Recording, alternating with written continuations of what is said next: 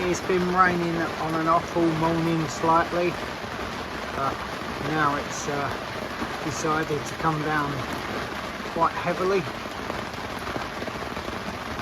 Not much to do really, just sit and wait it out and go from there.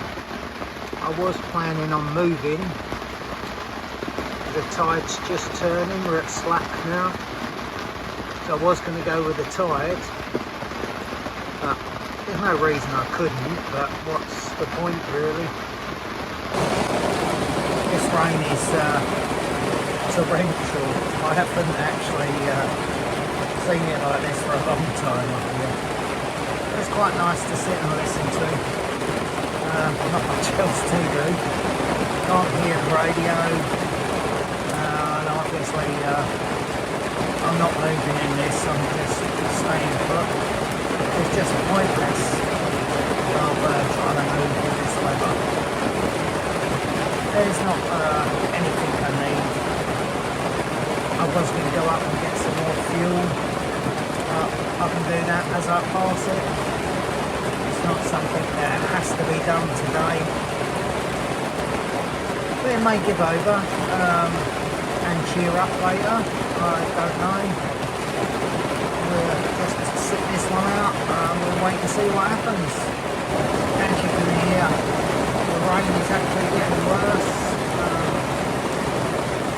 It was coming down a bit, but now it's definitely coming down. That is a lot of rain. I'm not even sure it's coming down so heavy. We might have had some thunder, but I just can't hear it.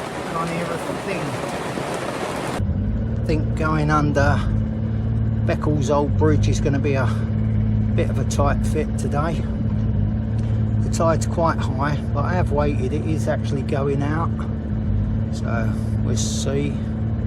But we get under, it'll just be quite a tight fit. Have to do a bit of ducking. I'll turn the camera around so you can see as we go through. We're coming up to Beck's old bridge.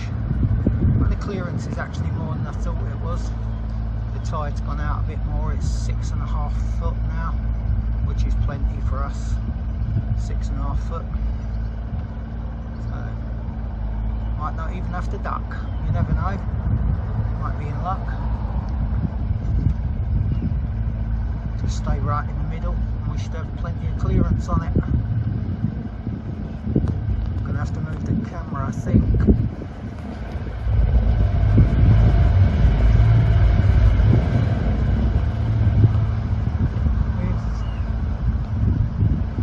So we got under okay, just not very much clearance. Let's go see if we can find old Jeff with his old wooden boat.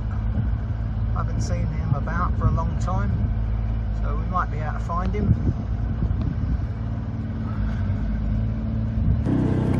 We're not too far from Waveney River Centre.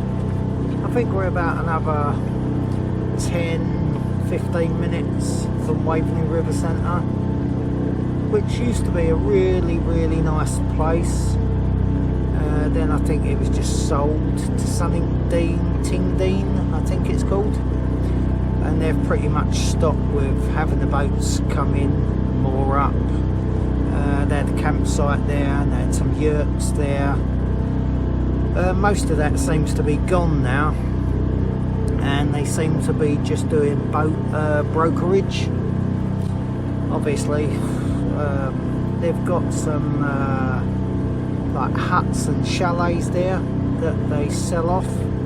They're expensive. They're like £250,000 each, and then you have to pay the site fees each month. That's obviously paying more than having boaters come in. They used to sell petrol, diesel. They had a pub, a shop. I think they've stopped selling petrol and diesel now. I think the pub is still there, but it's obviously very quiet now because you don't get many people going, because it used to be all the boaters going in, because it's obviously in the middle of nowhere, so they relied on boaters. So the people who have got the lease on that are probably not too happy about it all. But we're just coming up to that now anyway. I'll show you as we go past. It's nearly everything you see as you go past will be for sale, which is a shame because it used to be one of the best places that I know of on the Broads for boats. They had everything. If you wanted it, they had it. They had a nice shop, they had the pub, good food, they used to have lovely showers. Everything was just done so nice and so convenient, but they've just stopped with it all. We're just about to go past, so I'll turn the camera around. This is Waveney River Centre, what we're just coming up to. The first little boat you see there is a little, what do you call it, like a little boat just crosses the water, goes backwards and forwards. I don't know how much it costs, but it just goes over to the side over there, and then people walk along. But this is all pretty much broken. Everything you see now, this first part anyway. The second part of it is still a few private moorings. It's for the elite only, really. I asked about mooring my boat up there, and it was just so expensive. It was like 2-3 times the price of anywhere else you could go to. Most of what you see is just for sale. There's a few scattered here and there. Sapphire. That's just in there. A couple of them in that basin there are just private moorings. But it's such a shame, like I say, they're really nice facilities at the moment. But it's all gone. Just letting it go to rack and ruin, really. Coming up on a sailing boat here. It's the first boat we're coming across on the whole trip. But it's nice just to see another boat out, really. I haven't seen any other boats out at all today. I've been going for what, the last 3 hours or so. Oh, there's another one in front of them as well. I see it's sail. So we might have to do a bit of concentrating here if they're doing a bit of tacking. Yeah, they're tacking, so I'm going to have to go round them. Well, go through them. So I have to see when I get a bit closer which side they'd like me to go. So just have a look how we do that. Hopefully they're going to let me know which side to pass on. Some boats do. When they do, they just wave, tell you which side to pass on so they know. But then you get some of them, they just don't bother. It's sheer pop luck what you got to do. Which is a bit irresponsible really from the people on the sailboats. But I'm going to go on the right of this one. If he picks up the wind, he could just cut across in front of you. You just don't know with the sailboats unless they know you're there and letting you know which side to pass on. All you can do really is stay over as far as you can and let them go round you. See, the one up in front is tacking so he can go backwards and forwards across. But this one here I think is using its engine as well. Yeah, it's definitely got its engine running.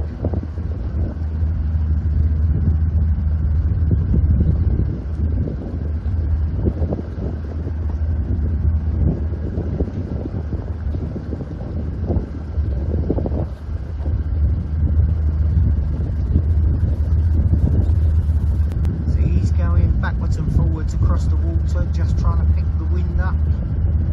We've just got to judge where we're going to be when he picks the wind up. Do I keep going where I am or head over the other side? Let's wait and see how he does. Because he's not giving us any signal whatsoever of which side to pass him.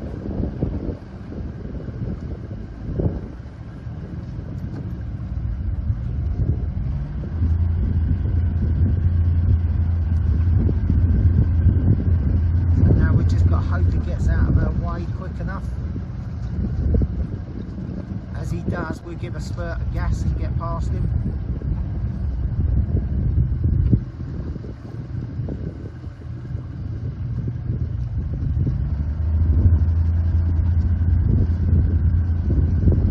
If we go round the back of them, then by the time we get there, they would have cleared and be on the other side of the water.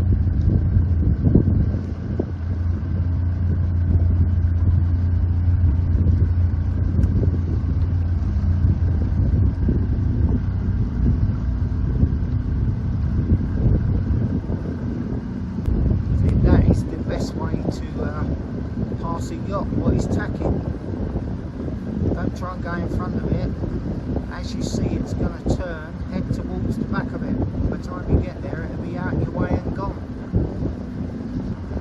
If he gets round the corner in a minute and picks the wind up, he'll go past us very quickly. If we'd turned right just there, that goes in towards Lowestoft. So if you wanted to go out to sea, you can go that way. Or there is a pub right down the end that you can moor up, and there's a yacht station, I do believe, right down in Lowestoft. That's where I'm guessing the sailboats are making for, that yacht station. I think that the first boat we passed had the right idea, just start the engine rather than just tacking all the way.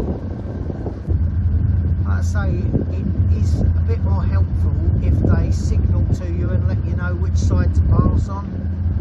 But as you see with that one, there was no signals at all to let you know what to pass. So you just got to make your own judgment, your own call. But it is just nice if they let you know which side to pass them on. So they know that you're there, you know where you're going, they know where they're going. No accidents. There used to be a nice little mooring up here. Last time I come past, it was getting pretty overgrown. I'm just going to go up and have a look, see how it is, a little wild mooring. I've been going up to it for quite a few years. I found it probably the first time 6-7 years ago. But it's now just getting very overgrown and getting filled with silt and stuff. And the reed is growing, so it won't be long before you won't be able to moor up on that one anymore. The mooring I'm heading towards is the mooring that I done a vlog a couple of years ago about a pumper shower, which might be handy for some of you. I'll leave a link in the description to it so you can see it. It's actually where I moored up and we tested the shower out, bathed the dogs there a couple of times with it, and I actually had a shower on the side. But that's where we're heading for.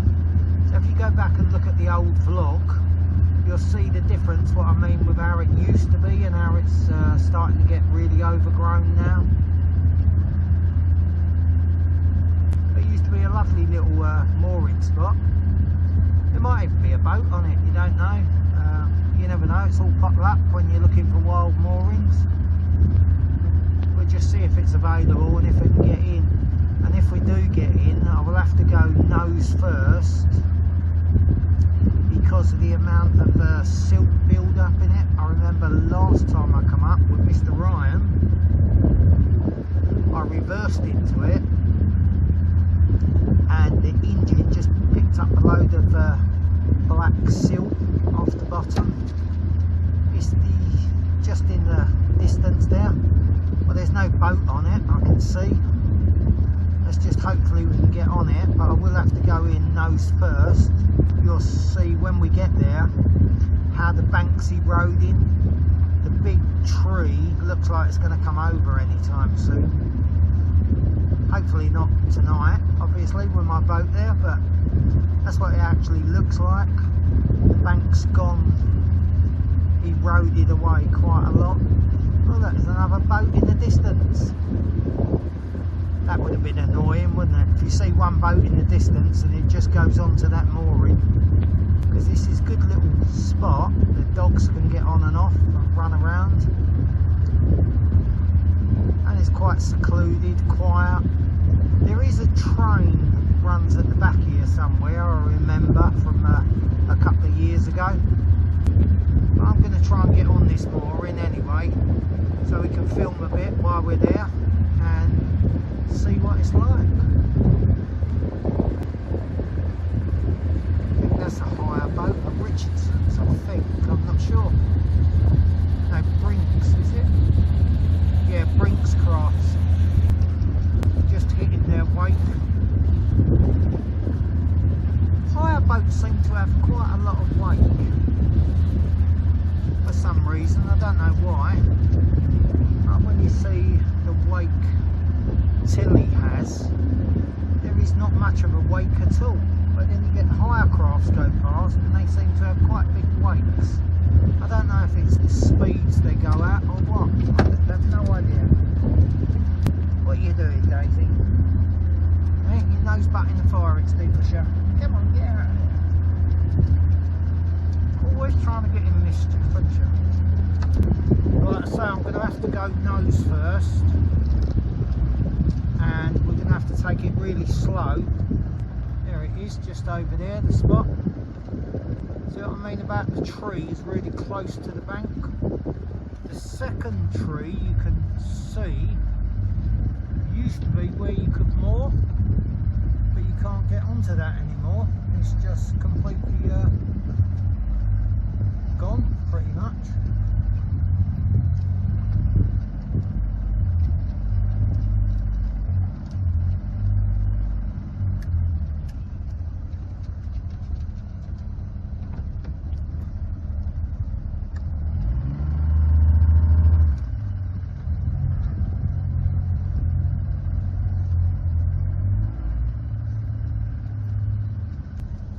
Reversing would probably be easier, but I can't actually reverse into this spot because of the silt, like I said last time.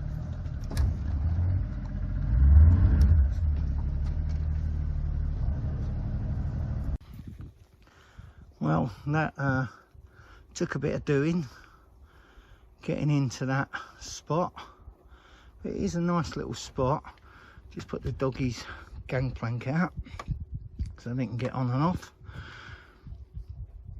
But I'll take you and show you what I mean about this spot. Because if you see the second tree laying down over there, the boat used to actually be right up there.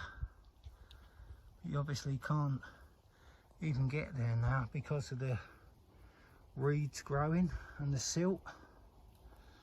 That's a shame. This is where I done a vlog about the fishermen leaving their hooks behind. Daisy got a hook in her paw from here. But someone obviously didn't want that rod. Had themselves a nice fire there. All the charcoal briquettes. Which is a shame. They just don't respect it whatsoever. Yeah, this tree here, you used to come up here to moor. That will be just water under there. This first little bit's not. But such a shame, really. It's just growing closed. Don't fall in, Daisy. Daisy. All of a sudden, the ground will give way and it'll just be reed. And you, Zach. It's a nice little spot for the dogs. I'm guessing them they're going to come back wet in a minute. And why there's a bit of a chunk of wood there, I don't know. A bit random in the middle of nowhere.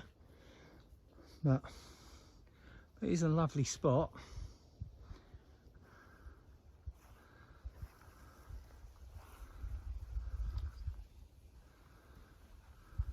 but it is a very difficult, tight little spot to get into. Like you see, I had a lot of problems getting into it.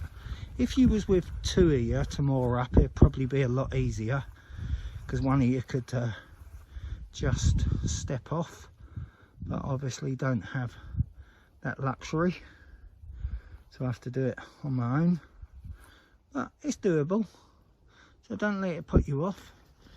I reckon the biggest sort of boat you'd get in here is probably 27, 30 foot max.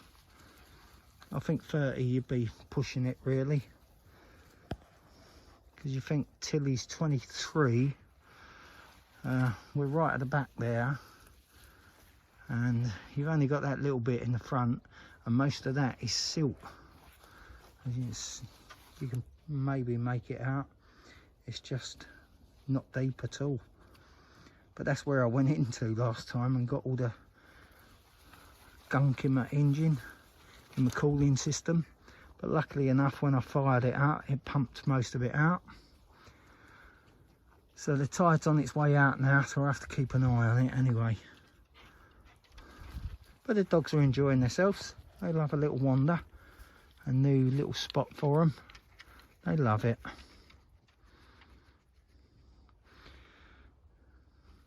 Zach being adventurous.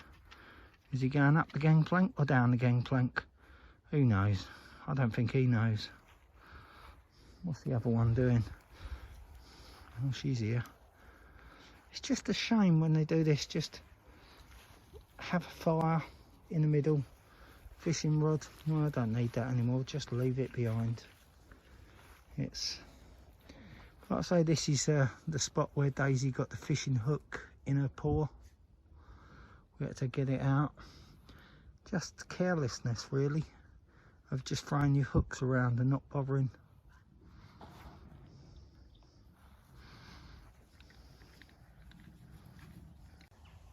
I was just looking at this big old tree.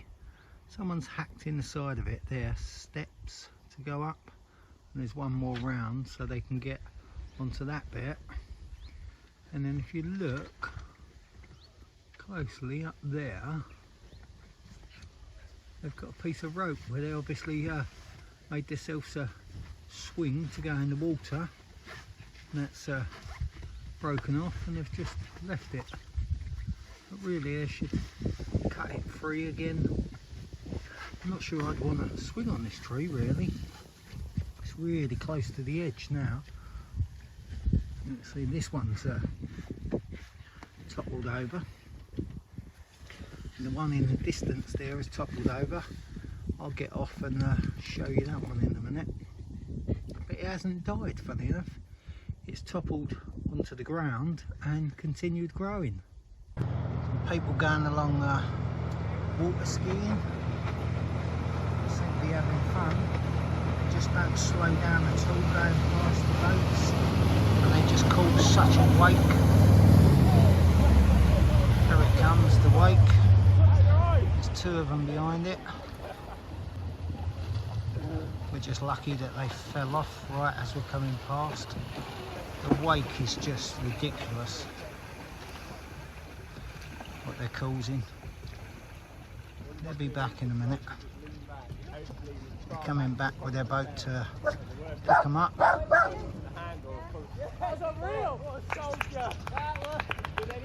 Oh yeah, it's great. That's all applause. Applause for everyone for falling off and slamming everyone's boat against the side.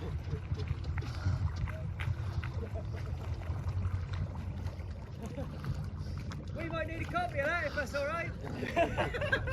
That's unreal.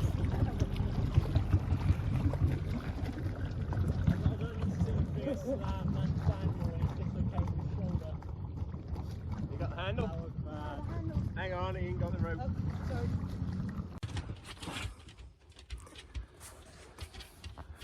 We're not actually in a water ski zone, so I don't know if they're just allowed to do it certain days of the week or something. I don't know. They're enjoying themselves. Well, that's the main thing really. I don't mind the water skiing, doing whatever they want to do. The water's for everyone. It's just a shame that it bashes the boat into the side so much because of the wake. But what can you do, really? You could start shouting at them and stuff, but I don't know. This might even be a zone where they're allowed to water ski. I have no idea. It's not up to me to tell them not to do it. Just courtesy would be nice, that they know the boat's here. They've been past 3 times now, and I'm guessing they'll be back in a minute for the 4th time or 5th time, however many times they're going up and down. So just a bit of courtesy would be nice, that stop slamming the boat into the side. But I've adjusted the fenders to take the brunt of it, so not much you can do, really, is there? Just watch them enjoy themselves. There's no point in arguing with them. You know, the water's for everyone. They're just having fun. They're probably only out for an hour or 2 hours, maybe. Then they'll be gone, be home. Just let them have their fun, I suppose.